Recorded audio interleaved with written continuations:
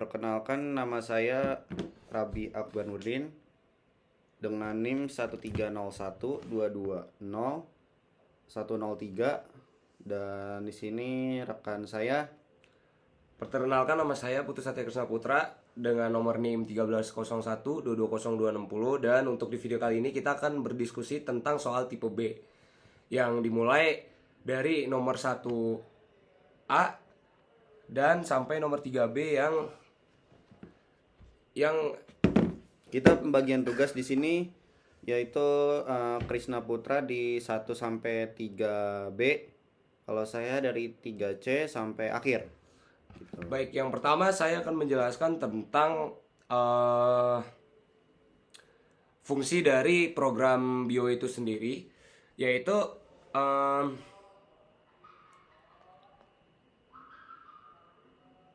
program dari BIOS itu memiliki fungsi yang pertama, perangkat lunak dasar yang melakukan tugas penting seperti memeriksa kesehatan perangkat keras melalui sistem operasi yang mengizinkan peraturan perangkat keras dan menyediakan layanan dasar seperti I/O dan membantu dalam masalah. Jadi beberapa fungsinya itu dibagi menjadi 3 yang kita ambil dari PPT. Yang pertama adalah bootstrapping, POTS dan BIOS. Yang kedua ada interaksi dengan pengguna atau user interaction. Yang ketiga ada error handling.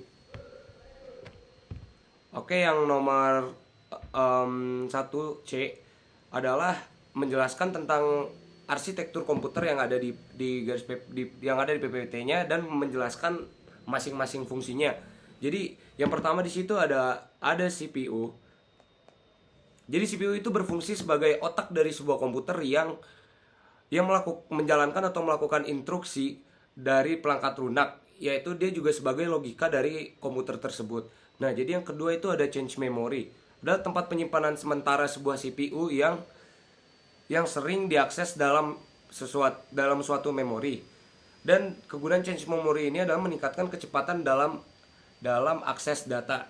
Jadi dalam urutan yang ketiga itu ada memory RAM. Memory RAM adalah random access memory yang berfungsi sebagai penyimpan data dalam instruksi dalam CPU, namun dia terdiri dan terpisah gitu. Dan kelemahannya dari RAM juga adalah dia dapat hilang ketika tidak dapat listrik. Jadi yang ketiga ada modul I/O. Jadi modul I/O ini adalah aliran data dalam I/O yang menerjemahkan perintah-perintah dalam CPU untuk misalnya kayak mouse, keyboard, dan lain-lain. Dan yang terakhir ada memori eksternal. Memori eksternal adalah menyimpan data permanen yang digunakan untuk sistem operasi, dan dia sebagai tempat penyimpanan Windows atau sistem operasi lainnya. Jadi dia bisa berbentuk HDD dan SSD. Jadi yang nomor 2A. Jadi nomor 2A ini ada soal tuliskan 3 tujuan sistem operasi berkembang atau berevolusi. Jadi tiga tujuan sistem operasi kenapa dia terus berevolusi atau berkembang itu, yang pertama berpengaruh pada sistem efisiensinya. Jadi sistem operasi ibarat manajer handal yang mengatur resource komputer. Jadi evolusi ini berdampak lebih pintar dalam mengalokasikan memori CPU tanpa adanya kendala. Jadi yang tujuan berevolusinya nomor 2 yaitu lebih canggih. Jadi evolusi ini memungkinkan untuk mendukung hardware terbaru dengan spek tertentu, dengan adanya fitur keamanan yang lebih secure dan dapat menjalankan aplikasi canggih yang sebelumnya tidak bisa dijalankan oleh komputer lama. Jadi yang terakhir ada lebih aman atau fiturnya lebih aman gitu. Jadi dibekali dengan antivirus yang bagus, dan antivirus tersebut dapat menghilangkan malware atau mengatasi virus cyber yang berguna. Jadi lebih aman itu berfungsi untuk meningkatkan juga atau melindungi privasi kita sebagai usernya. Yang sabar, satu lagi. Yang terakhir itu adalah permasalahan utama yang biasanya sering terjadi di serial processing. Jadi serial processing itu terdapat beberapa macam masalah. Jadi yang di sini yang diminta adalah 2 masalah. Jadi Yang pertama itu adalah efisiensi. Ada yang masalah dalam skalabilitas, terutama dalam menangani beban kerja yang besar karena proses ini tidak dapat memanfaatkan pemeriksaan secara paralel.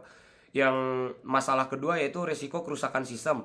Terjadi karena adanya kegagalan suatu titik pada model. Contohnya crash saat mengeksekusi beberapa aplikasi dan dapat mengganggu sistem operasi tersebut.